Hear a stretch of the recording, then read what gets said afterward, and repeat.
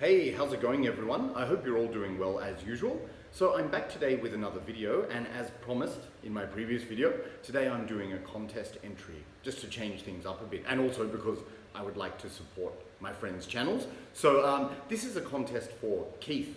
His channel is called Attack from Down Under with an A, and a lot of you are probably familiar with Keith. He's been in the YouTube community for 2 years, I think, and that's why he's running this contest to celebrate being in the community for that time. So congratulations, Keith. So if you don't know him, Keith is a really nice guy, very laid back, very easygoing and knowledgeable, just a music lover. Like his main style of music, which he enjoys, is metal music and various subgenres of that, but he also likes all other kinds of genres, including, you know, pop, rock, and as you've probably heard me say before, I can relate to that because I don't just listen to metal, even though it's mostly metal.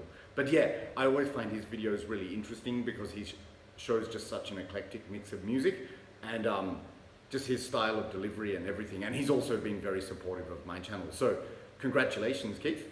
So getting to the contest then, Keith has asked us, so in order to celebrate this milestone, Keith has asked us to answer several questions which are really interesting. It's a really mixed bag of questions, so 4 in total, and we'll just get straight into it. Okay, so the first question is, show an album cover with art that you have a phobia about. So an album where the front cover art depicts something that you're scared of or you have a phobia of. So for me, this was harder than I thought, but I actually have a fear of sharks. So I decided to go with malignancies motivated by hunger. So you can see here, there's a body being chomped up by a shark and it's bleeding and everything.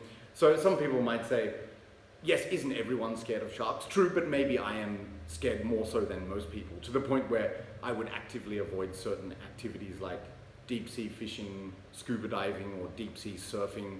You know, I get nervous out of sea. In fact, I think I have a fear of the ocean in general because it's a big, deep, dark, scary place, but especially because of sharks. Yeah, so if you're not familiar, Malignancy are a brutal technical death metal band from New York, and it actually features Roger Beaujard of Mortician playing on drums this time instead of guitar. But yeah, so this might seem like an obvious choice, but that's something I'm definitely afraid of. I have a phobia of sharks, so yeah, Malignancy motivated by hunger.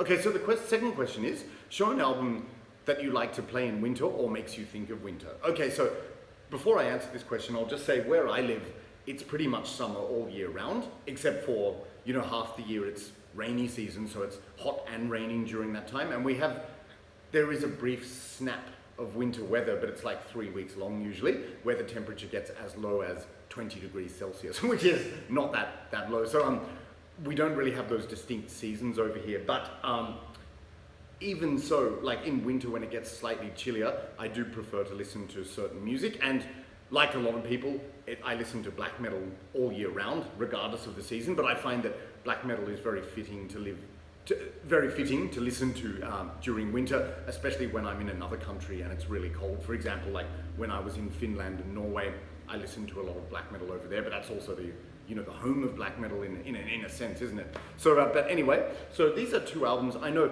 people are probably expecting me to show Immortal, which I'm wearing a t-shirt of. Absolutely fantastic band, as you know, in my top 3 of all time, but I thought I'd be a bit more original today and show something different. So one album which I think is really suitable for cold, chilly weather is this one, The Shadow Throne by Satyricon. Not the original artwork here, but absolutely brilliant album. Satyricon, legendary symphonic Norwegian black metal band, but then later on they evolved into a more rock and roll style, but I like all of their albums pretty much. This one though, this is their second full-length, The Shadow Throne, and just to give you some insight, the way it was marketed by Moonfog Records, I think that's owned by Satyr of Satyricon, they described this album as the cold, grim atmosphere is like a hammer in the face of God. So that's an incredibly fitting description. This is very frostbitten symphonic black metal, like they do use keyboards, but just the drum sound, it has this really frostbitten bite, and just the atmosphere that they create with the acoustic guitars and the keyboards and everything, it's very cold and very icy. The vocals are extremely grim. It's just, the whole thing is just frostbitten and chilly. So I absolutely love this album, and incredibly soaring atmospheres on this, so absolutely perfect. I mean, they have a song called Woods to Eternity, so I imagine walking through a forest during the middle of winter, listening to that song. So it's very suitable for a winter atmosphere. So that's my first choice, Satyricon with The Shadow Throne. And I actually chose two for each of these questions, so I hope people don't mind. But another album that I think is really good for cold and wintry weather is this one. This is Satanic War Master with a very long title, We Are the Worms That Crawl on the Wings of a Broken Angel. So sometimes they abbreviate that to an acronym. But yes, Satanic War Master is one of my favorite black metal bands of all time, from Finland. And it's primarily a one-man project, performed by this guy, Werewolf, but he uses session musicians. And he also plays a very sort of cold, grim style of second wave black metal, which is absolutely fantastic, inspired by the Scandinavian scene. Probably my favorite albums by him are Karelian Satanist Madness and Nachtseere. But this compilation, I've just been listening to this one a lot lately. It's got this really blizzardy atmosphere. It just sounds like blizzard metal, as in it's very grim black metal with the raspy vocals, you know, the blast beats, the tremolo riffing and everything. And with Satanic War Master, it's very emotive. But just when I listen to these songs, like because they're so bleak and emotive, it makes me imagine wandering through the snow during, you know, a snowstorm or a blizzard, something like that. It's just very cold and grim and atmospheric. Absolutely fantastic stuff. So this is actually a compilation, but still a really good release. I will say this, there are some controversial lyrics and song titles in this, but as I've mentioned before, I listen to bands because of the music. So this would be perfect for winter. That's Satanic War Master with We Are the Worms That Crawl on the Wings of a Broken Angel. That's a mouthful, but I didn't stumble there, which is good. All right. So then Keith has also asked us, as part of the same question, to show an album that you like to play in summer or makes you think of summer. So we're going to the opposite end of the spectrum now. Obviously black metal is suitable for winter, but in summer, like most people, I like to listen to something a bit more sort of maybe upbeat and fun-loving and just suiting the positive vibes of summer. You know, so these albums, they're both sort of classic 80s bands, you could say, and but I think perfect for the atmosphere of summer. So first of all, I chose Black and Blue with In Heat. And no, I didn't say in heat because heat is about summer. I know what they mean by here, in heat, referring to sex, like a dog in heat. But yeah, Black and Blue, as I've said, a very underrated, criminally underrated glam hair metal band from Oregon, USA, and they never quite broke through. They never made it big exactly, but I think they're just such an underrated band. If you like glam and hair metal and hard rock, you should definitely check this band out. And this particular album, this was their last one in the 80s. It was produced by Gene Simmons. But really, I think all of their albums I can associate with summer, because I think glam metal just suits that atmosphere for some reason of summer. But there are some songs on this which really remind me of summer and the beach, like was it Suspicious is a great song, like very summery atmosphere, and also Heat It Up, Burn It Out. Get Wise to the Rise, but my favorite track is Great Guns of Fire, but all fantastic stuff. They actually have, I've shown all 4 of their albums before. On one album, Without Love, they have a song called Nature of the Beach, so I could have shown that one. But for me, this album has the most overall summer atmosphere. So absolutely fantastic glam hair metal. This is Black and Blue with In Heat. Check it out. Okay, and another one that I think is really suitable for summer, and this will probably make sense to a lot of people as soon as I show it.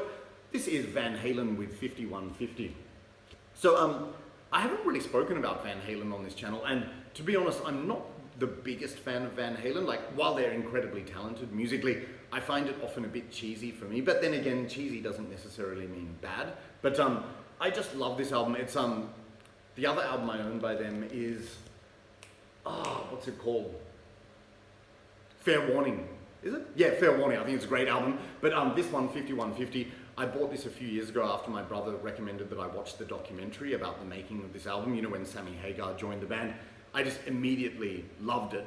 And I think Van Halen has a very sort of beachy, summery atmosphere, particularly on this album. And this album, I would say, probably features some of my favorite Van Halen songs of all time, like Summer Nights, so there you go, right in sync with the theme of summer, but it really does remind me of summertime and, you know, good times, you could say. Yeah, so Summer Nights, absolutely fantastic track, and my other favorite song on this album is Best of Both Worlds, but the whole album is really good. They do have some cheesy songs on there, like Why Can't This Be Love and stuff, but overall I still really enjoy it. But again, yeah, especially that chorus of Summer Nights, it's so quintessentially summery. So that's my second choice for an album to listen to in summer, Van Halen with 5150.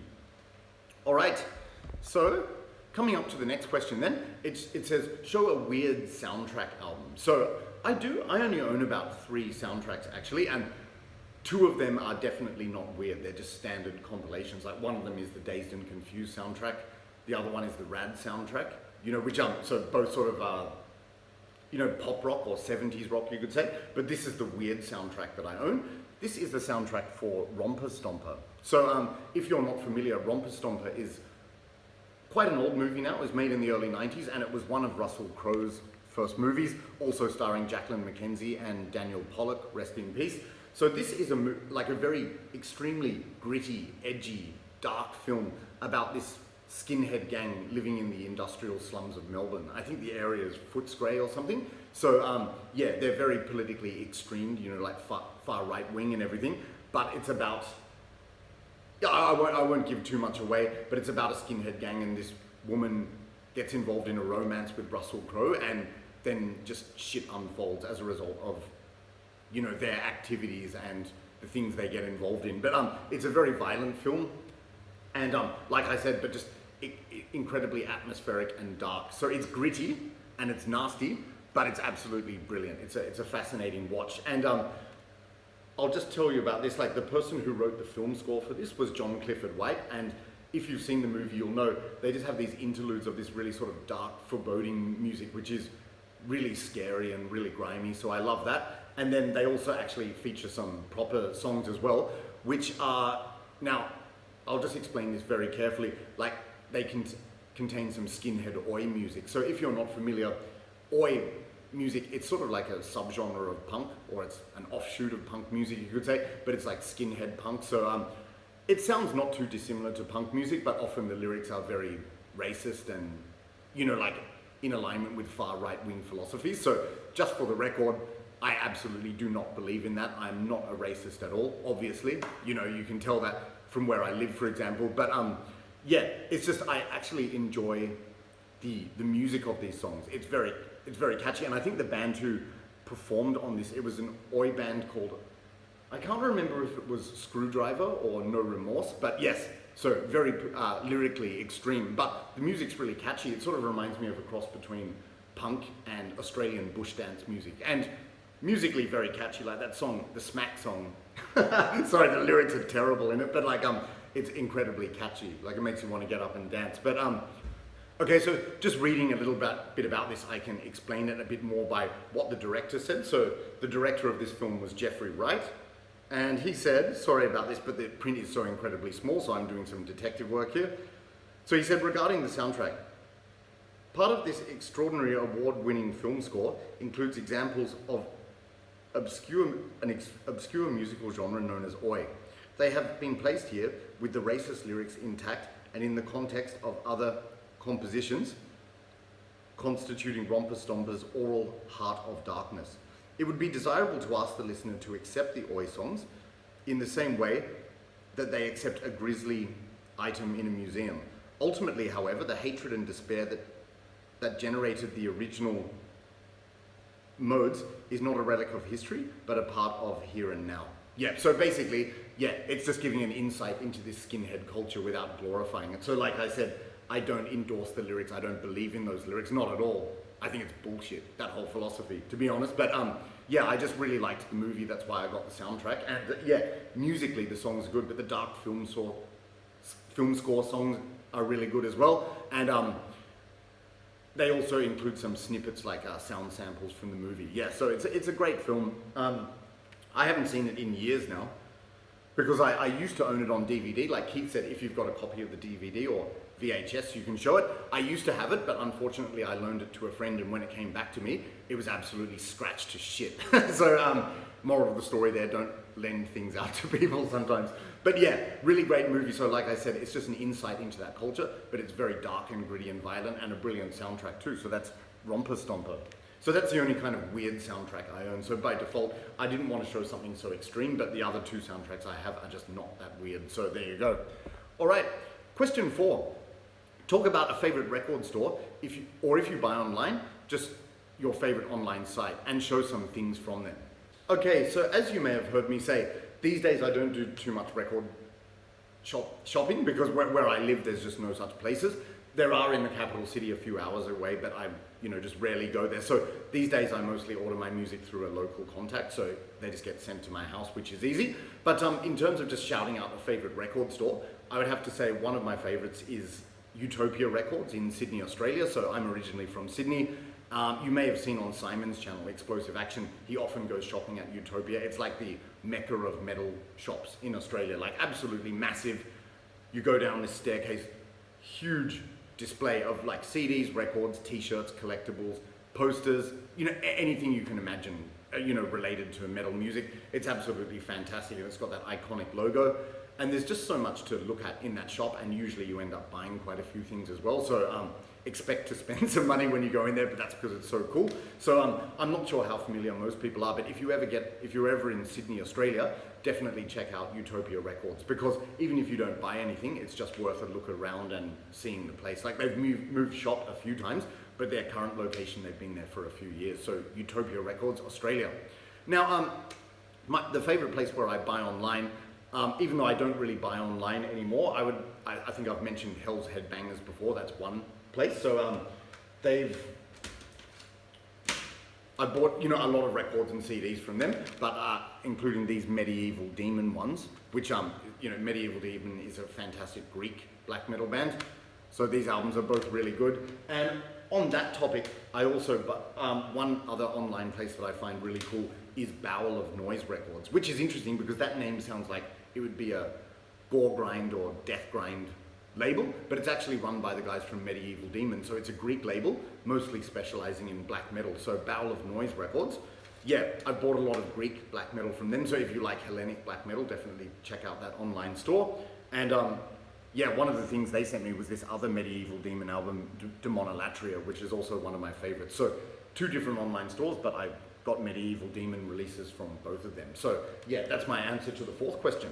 All right, so for me, relatively speaking, this is a short and sweet video, but I know I've seen other people's videos and they go on for about half the time, so I can't help myself rambling on. Sorry about that. So I'll just shut up now. But once again, congratulations, Keith. Thanks for running this contest. I found the questions really interesting and I've enjoyed answering them. So you guys, I hope you enjoyed the video as well. Let me know what you think of these bands and albums, or, let's just get some discussion going, and make sure you check out Keith's channel as well. I will leave a link to his channel in the description. What's that? A circular saw. Okay, sorry, some stuff going on outside. So I'll leave a link to his channel, but congratulations, Keith, and thanks everyone for watching. I'll see you in the next one. Cheers.